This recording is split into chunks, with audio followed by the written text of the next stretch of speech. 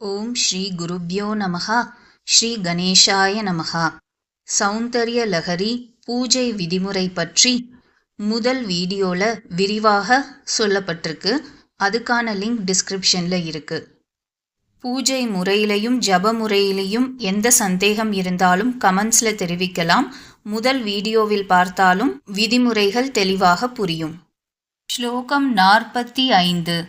ஸ்லோகத்திற்கான மந்திரமும் யந்திரமும். Some some some. தேவியின் ரூபம் சிவ காமேஸ்வரி பராசக்தி வடிவம்.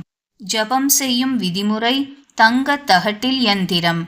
சந்தனத்திலோ மஞ்சளிலோ பன்னீர் கலந்து குழைத்தும் யந்திரம் வரைந்து வைத்துக் கொள்ளலாம். நாள்தோறும் 1000 முறை 45 நாட்கள் ஜபம் செய்து வர வேண்டும். ஜபம் கிழக்கு முகமாக அமர்ந்து செய்ய வேண்டும். தினந்தோறும் ஜபம் செய்து முடித்தபின் குங்குமத்தினால் லலிதா திரிசதி அர்ச்சனை தேவியின் திருவுருவ படத்திற்கோ விளக்கிற்கோ யந்திரத்திற்கோ செய்து வர வேண்டும்.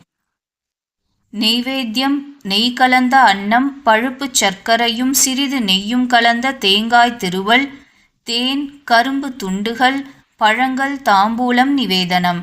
பயன்கள் வருங்காலத்தை அறிந்து கூறும் திறனும் அஷ்டலக்ஷ்மி பிராப்தியும் கிட்டும்.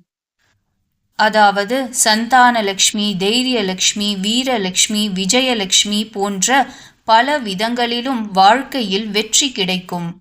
செல்வம், அறிவு, ஞானம், புகழ், மரியாதை, ஆதிக்கம் இவை அனைத்தும் இருந்தால்தான் ஒரு மனிதன் சீரும் சிறப்புடன் வாழ முடியும். இவை அனைத்தையும் பெற்றுத்தரும் ஸ்லோகம் இது.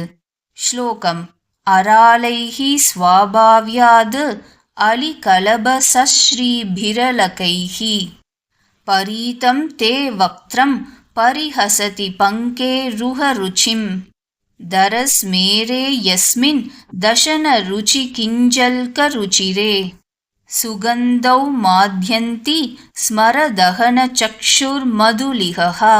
அர்த்தம் ஸ்வபாவ்யாத் அராலைஹி இயல்பாகவே சுருண்டவையும் அலிகலபசஸ்ரீபிகி கருவண்டு குட்டிகளைப் போன்று சீர்மிக்கவையுமான அலகைஹி முன்னுச்சி மயிரால் பரீதம் சூழ்ந்த தே வக்த்ரம் உன் முகம் பங்கே ருஹருச்சிம் பரிஹசதி சேற்றில் முளைத்த தாமரையின் அழகை பரிஹசிக்கின்றது.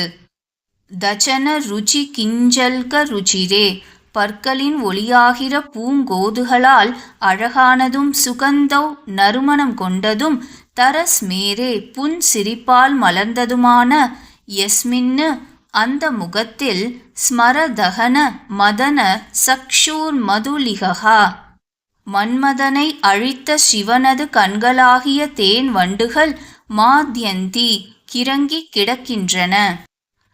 கருத்துரை. தாயே ஜெகதம்பா, உன் முகமாகிய தாமரை மலர் சற்று மலர்ந்தது போல் புன்சிரிப்புடன் கூடியுள்ளது. உனது பற்களாகிய கேசரங்கள் அதற்குள்ளன.